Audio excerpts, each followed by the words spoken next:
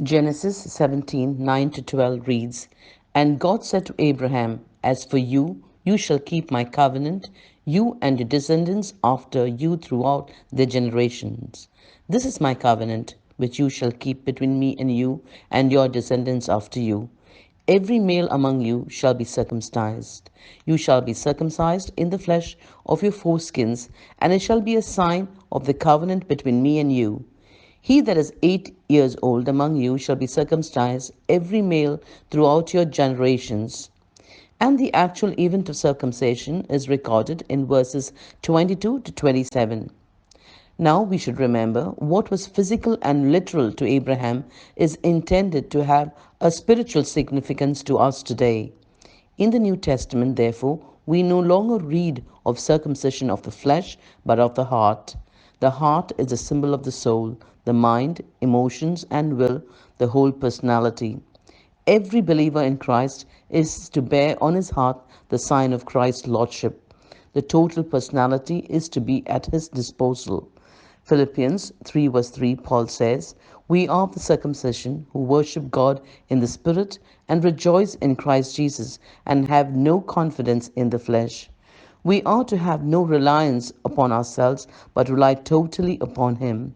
Every thought, every imagination is to be brought into captivity to Christ. Romans 2:29 reads, But he is a Jew who is one inwardly, and true circumcision is of the heart, a spiritual and not a literal matter. His praise is not from men, but from God. So, what we require is a heart surgery, cutting away everything that is not from Him. All the outward signs of religion may earn us praise from men, but they will not earn us praise from God.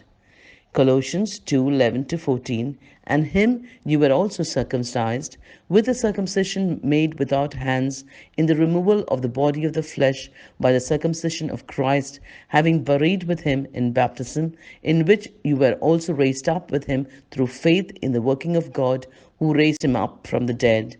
And you were dead in your transgressions and the uncircumcision of your flesh. He made you alive together with him, having forgiven us all our transgressions, having cancelled out the certificate of debt consisting of degrees against us, and which was hostile to us, and he's taken it out of the way, having nailed it to the cross.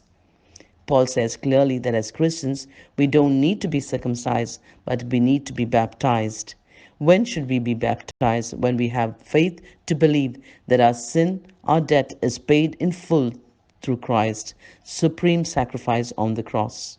Then we take on the name of Christ as part of the new covenant, and hence the name Christian.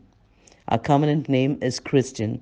Our covenant sign is baptism, and our circumcision is around our heart. When we walk in obedience like Abraham, then our life will be a life of fruitfulness and blessing, a life that is well pleasing to God. Are we willing to walk in obedience?